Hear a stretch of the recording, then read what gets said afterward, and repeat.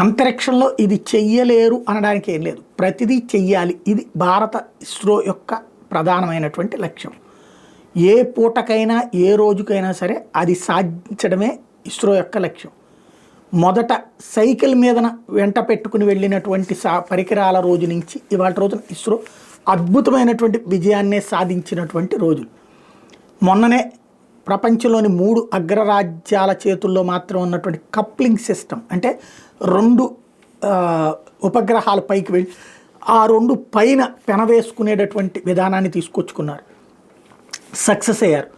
దాని ఇంపాక్ట్ రాబోయేటటువంటి రోజులలో మనం పైన సొంత అంతరిక్ష పరిశోధన కేంద్రాన్ని ఏర్పాటు చేసుకునేటటువంటి దిశగా డాకింగ్ ప్రక్రియకి ప్రిపేర్డ్గా వెళ్తున్నాం.